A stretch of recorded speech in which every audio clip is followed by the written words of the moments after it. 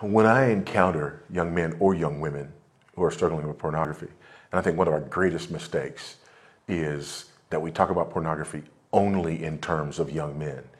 There are young women who struggle with pornography, not in the same way, not in the same numbers, but it's real.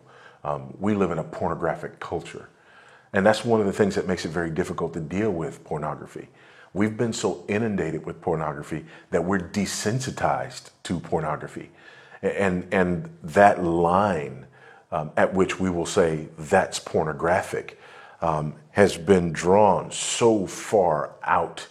into the realm of the inappropriate that we have people who dress pornographically and they're not bothered by it, and we're not bothered by it anymore.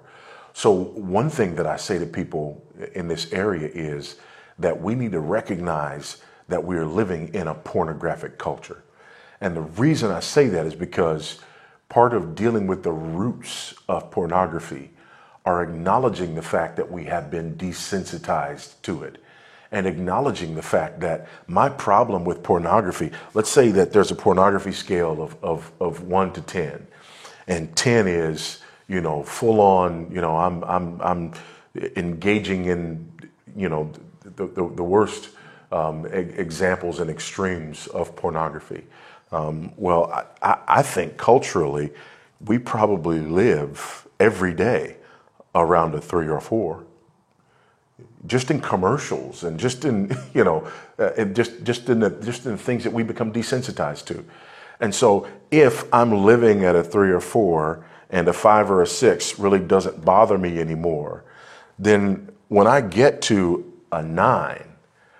my goal in dealing with somebody who's at a 9 is not to say, come back to a 5 or 6. My goal with them is to say, I want you to recognize not just that this is an issue, but that even those things that are down here in the areas that we're not even bothered by are issues. Not so that the person becomes, just afraid of looking around, but so that the person becomes aware of their need for Christ to cleanse their minds, not just of the website where I'm watching pornographic sex, but also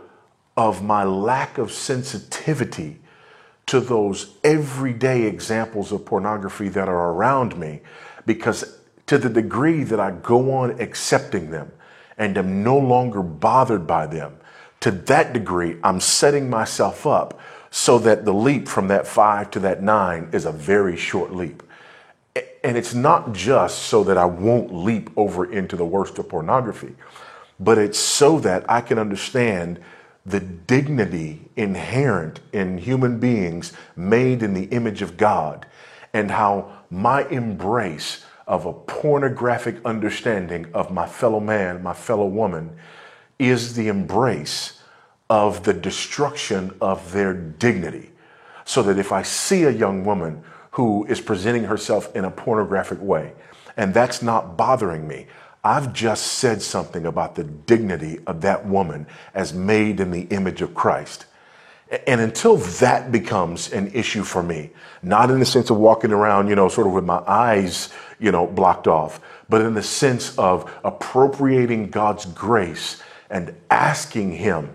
to appropriate that grace in me, even at that level. Until I'm there, I'm not really dealing with this issue of pornography. And ultimately, when I come down to it, not only is it that issue of the inherent dignity and value of human beings made in the image of God, the not defrauding my brother and my sister, but also this idolatry of believing that it's okay to use another human being in order to gratify myself in any way, sexual or otherwise. So what I want to do, I know that's a long way around, but what I want to do when dealing with this issue of pornography is I want to uproot and uncover all of that, so that we can not just have this sort of legalistic response to, I'm not going to do that, and I'm going to put things in place so that I don't do that anymore, but so that we have a response that goes all the way back to the cleansing of our minds to be able to appreciate one another as being made in the image of God, and not just accepting this ordinary pornographic predisposition that has become so normal.